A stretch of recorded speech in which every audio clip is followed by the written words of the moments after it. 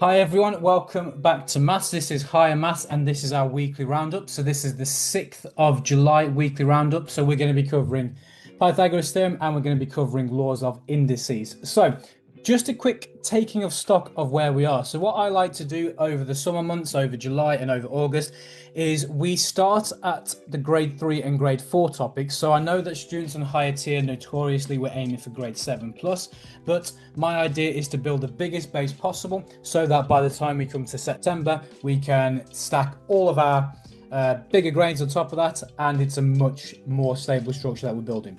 So for example, if you are currently at 95% understanding of grade 3, my aim is to try and get you to 100% understanding. If your understanding of grade 4 topics is, let's say, 92%, I'm going to aim for 99% on grade 4.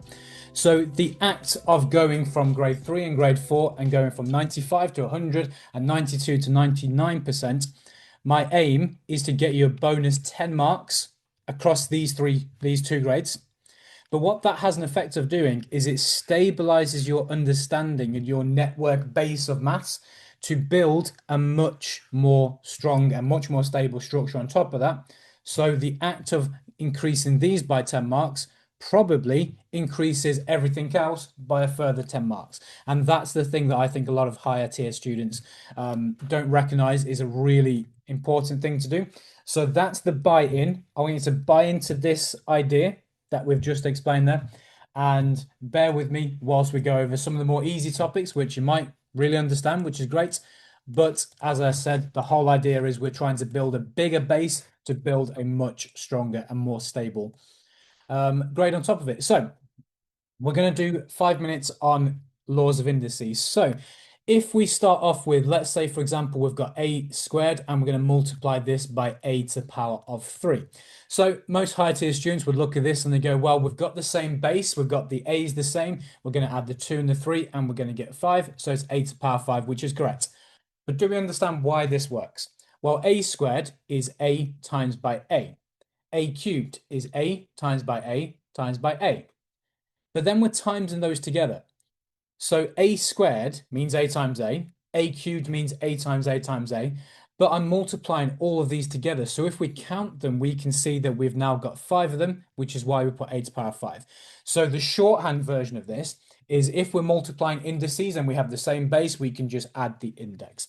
Okay, but then what happens if we add a number in front of these? So let's say I put a 10 in front of this one, and let's say I put a 6 in front of this one. Well, 10a squared means 10 times a times a. 6a cubed means 6 times a times a times a. So what we can do for this is we can collect the numbers together first, and we can say, well, let's do 10 times by the 6 first. That gets me 60. And then we can say 1, 2, 3, 4, 5 a's, so a to the power 5, and that's how that works. But the shorthand version is we can collect the indices first and we can say 2 plus the 3 gets us 5. 10 times the 6 gets us 60. So that answer is going to be 60A. Okay. So hopefully that one makes sense. Let's now take a look at the division. So for example, if we did, let's say something like a to the power of 5, I'm going to do similar numbers here, divided by a to the power of 2. So if we know that multiply and we have the same base index, which is the a, and so multiply means that we're adding at the top. If we've got divide, it just means that we are subtracting. So we know that this is going to be a to the power 3. But why is that? Well, a to the power 5 means a times a times a times a times a. Is that 5? It is 5. And then divided by a times by a. So this is a to the power 5 and this is a to the power 2. So I want you to think about any random number. Let's take the number 10. If I times number 10 by 6, but then I divide it by 6, nothing's happened. And it's the same if I go 10 times 6, divide by 6, divide by 6, it's still the number 10. So what that means we can do here is we can say, well, if I've times by a and then I divide by a, it's the same thing. If I times by a, then divide by a, it's the same thing. So look at what we've only got left over. It's the a to the power 3. So that's why that works there.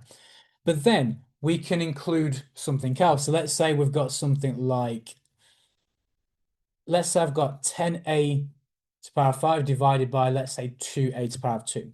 So I can put the 10 on the top and I can put the 2 on the bottom. So we know the line the fraction means divide, so I just need to do 10 divided by 2 and get 5 there.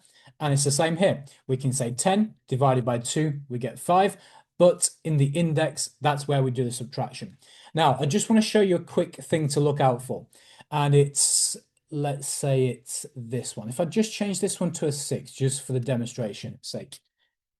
A lot of students might look at this and go, well, divide, 2 goes into 6 3 times, and they might put the 3 there. But this is 6 take away 2, and that would be 4. So just be careful on that one, because a lot of students, by the way, the exam will do this to try and throw you off. Okay, so yeah, hope that'll make sense. Let's go on to this next one. So just 2 more to go through. Okay, so let's say I've got something like a to the power of 7. In fact, I don't like the number 7 there. Let's choose, I'm going to choose a to the power of 3 again. I think it makes life easier here. Let's do, yeah, let's do this. Okay, so let's do this squared. Okay, so when we've got, I call this a power tower because we go a to the power of 3 to the power of 2. So often we put this in brackets just to show that we're doing squared to everything inside the bracket. Now, what's inside the bracket?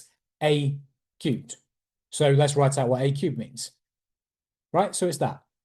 And then squared means times it by itself. So I want this bracket times by itself, so we can do this. Okay, now we can see I've got a multiplied by itself 6 times, which this means a to the power of 6.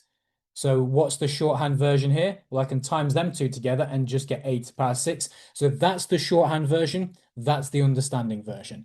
Or if we want to go sort of like a halfway between, what we can do here is we can say, well, I want this squared. Well, this is a cubed. Let's just write it like this. This is a cubed times by itself. This is a cubed. Times means add. So a to the power 6. So we get a to the power 6. All very reasonable ways. In the exam, I would much prefer you to do things that way. Okay, so there's a type of question that I see students get wrong all the time, and I want you to be very, very cautious of this one. So watch out for this. So let's say I've got, let me think of a good example. Let's go 7a to the power of 4, and let's do squared here. Okay, so there's a couple of things that students do wrong in this one. Is I see a lot of students try to add these, and I see a lot of students try to do 7 times by 2 on this one. So let's break this down really simply. Let me get a different color. Okay, this is saying I want to square everything that's inside this bracket. So if I cover up this term, okay, can you see we've only got 7 squared? So because it only says 7 squared, we're just going to say 7 squared is 49. Does that make sense? And then what we can do is let's cover up the 7. Now, can you see it says a to the power of 4 to the power of 2? So what people try to do here, sometimes we might square the 4, sometimes they might just add the 2 onto it. But this is exactly what I've just learned in the previous bit, is it's just 4 times by the 2, because this is a to the power of 4 times by a to the power of 4. So that's when we add the 4s together, and we're just going to get, what would that get us? It's a to the power of 4 times by 2, which is 8. So that would be that one there. So just be cautious and look out for that one. Okay, so there's one last thing I want you to understand about laws of indices. So it's this one. And by the way, we can go into negatives, we can go into fractional. That's going to be a different session. This is just the basis. So if I've got something like this, a to the power of 0, well, this is just the number 1. And by the way, if I was to put the number 6 in front of this means 6 times by a to the power of 0. So 6 times by 1 would be 6. So just be careful there. So why is this 1? Well, a to the power of 0. So there's quite a few ways to explain this. If I was to do something like, let's say, a to the power of 3 divided by a to the power of 3, I can write this as a to the power of 3 divided by a to the power of 3, like this. And then divide means we take away the index. So this is 3 take away 3, which is 0.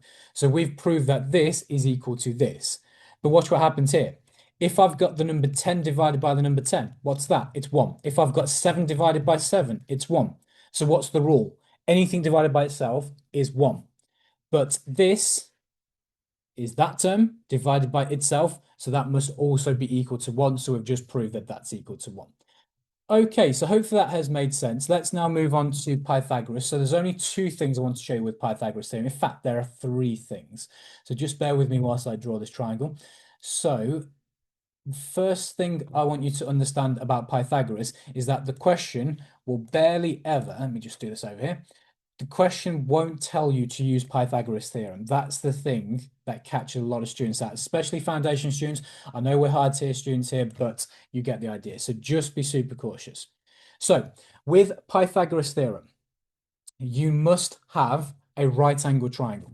So whenever you see a right angle triangle, it's always either SOHCAHTOA, so trigonometry, or it's Pythagoras theorem. And by the way, Pythagoras theorem is a branch of trigonometry. It's just a much simplified version of trigonometry. You must have a right angle triangle. Then you must have three sides. Two of these sides have been given and the other side is missing. Okay. So Pythagoras theorem looks like this. It's a squared plus b squared is equal to c squared. Okay. Let's put some numbers in. Let's call this one 3 centimeters. Let's call this one 4 centimeters. I'm just choosing easier numbers just so we can see the point. Anyway, so the A and the B are just going to be the two shorter sides. Doesn't matter which one you label, really does not make a difference. A and B there. And then typically this might be labeled as X. So let's call this X centimeters. And we're going to call this C. Now, C is the hypotenuse. It's the longest side of the triangle. Okay. So let's write in what we know. So we know it's a squared plus b squared. So a squared is 3 then. So it's the 3 squared. So 3 squared plus the b squared, b is 4. So that's going to be plus 4 squared. And that's going to be equal to the x squared here. So c squared. If you want to call this x squared or c squared, doesn't really matter. I'm just going to call it c squared. 3 squared, let's do the working out. So that's going to get us 9. So 9 plus 4 squared, which is 16. And that's still equal to c squared. 9 plus 16 gets us 25. That's equal to c squared. So therefore, if I want c, I must do the square root and get 5. Now, quick caveat. In higher tier, we know that whenever we do a square root of something, it's going to give us a plus and a minus solution. I'm not going to demonstrate that here today, but we know that it's plus or minus. So we could put plus or minus 5. But what are we measuring? We're measuring distance. We can't have negative distance unless we're working with vectors. So we're just going to call this 5 centimeters because that's what we're measuring there. Okay, so hope that makes sense for that being 5 centimeters. Now, I just want to show you. So that's, by the way, when the hypotenuse, the longest side of the triangle, is missing. Sometimes we might get, let's just cover this up. So bear with me. Let's say we've got one of the shorter side lengths missing. So let's just do this. Let's plug this in. So let's say I've been given the hypotenuse and I've been asked to work out this one. Okay, so let's plug in these details. Let's see what happens. So I've got a squared. Have I been given a squared? That's the thing I'm missing. So let's keep this as a squared. Then I'm going to add on b squared. So add on the 4 squared there.